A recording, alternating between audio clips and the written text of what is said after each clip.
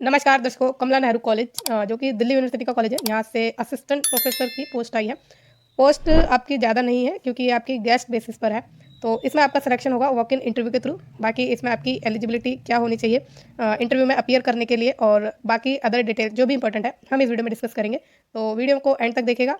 अब डिपार्टमेंट की बात करें तो 2 डिपार्टमेंट में निकली है आपकी, ठीक है। तो सबसे पहले जो डिपार्टमेंट हम देखने वाले हैं वो है सोशियोलॉजी का। सोशियोलॉजी के डिपार्टमेंट में आपकी ये वैकेंसी है, और एक है कैटेगरी के अंडर है, वो भी ओबीसी के, ठीक है।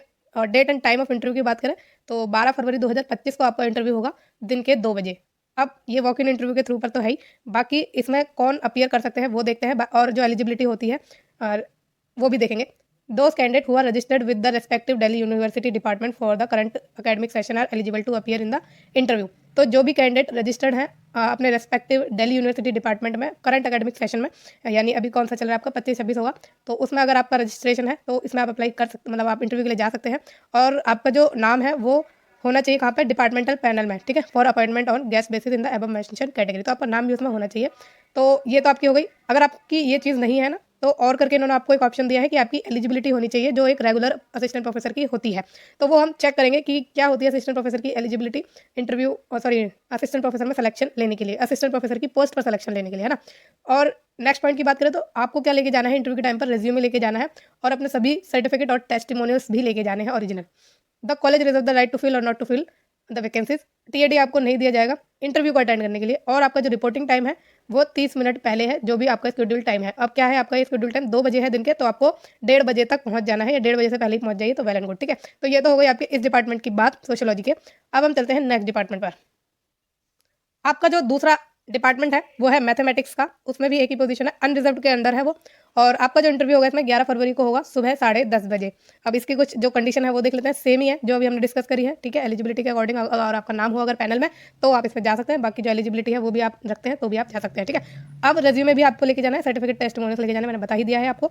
बाकी रिपोर्टिंग टाइम आपका 30 मिनट पहले है। ध्यान रखिए आपका ये जो रिपोर्टिंग टाइम है ये मायने रखता है। इंटरव्यू में कभी भी लेट मत कीजिए, किसी के भी जहाँ भी, मतलब किसी भी पोस्ट के लिए जहाँ भी आप अप्लाई कर रहे हैं वहाँ पर आप टाइमली जाइए तो आपका इंप्रेशन बहुत अच्छा पड़ता है। लेट जाएंगे तो उसमें नेगेटिव मार्किंग आपकी पहले ही हो जाती है, ठीक है। तो ध्यान रखिए अपना रिपोर्टिंग टाइम से पहले पहले आप इंटरव्यू देने पहुँच जाइए। तो ये भी आपकी गेस्ट बेसिस पर ही थी, ठीक है, असिस्टेंट प्रोफेसर की। तो अब इसके हम जानेंगे एलिजिबिलिटी क्या है, जो कि मोस्ट इंपॉर्टेंट है, ठीक। तो चलिए देखते हैं इसकी एलिजिबिलिटी।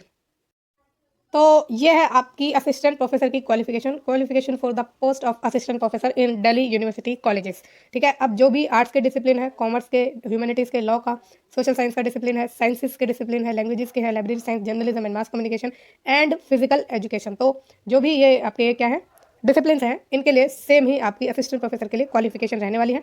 तो आपके पास ए या बी में से एक एलिजिबिलिटी होना नेसेसरी है। ए की बात करें तो ए में आपके पास मास्टर डिग्री हो आपकी, और वो 55% मार्क्स के साथ होनी चाहिए आपके कंसर्न सब्जेक्ट में, रेलेवेंट सब्जेक्ट में, अलाइड सब्जेक्ट में, ठीक है। और वो होनी चाहिए इंडियन यूनिवर्सिटी से, या किसी या कोई इक्वलेंट डिग्री अगर आपके पास है तो वो एक्रेडिटेड फॉरेन यूनिवर्सिटी से होनी चाहिए, ठीक है।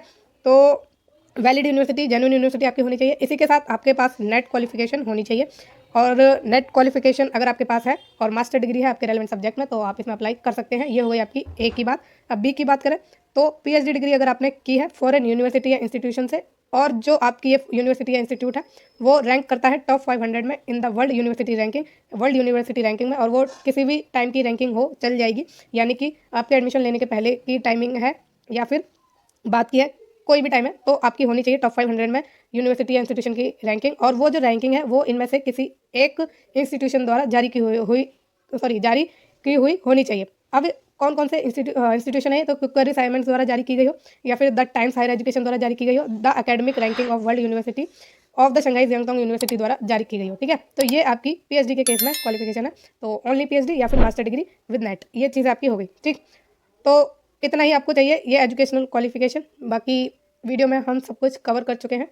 आपको ये वीडियो कैसी लगी है मुझे कमेंट के द्वारा ज़रूर बताइएगा, और फ्यूचर में रेगुलर जॉब्स के अपडेट के लिए और इन टाइम नोटिफिकेशन के लिए इस चैनल को प्लीज़ लाइक, शेयर और सब्सक्राइब भी जरूर कर दीजिएगा। Thank you so much.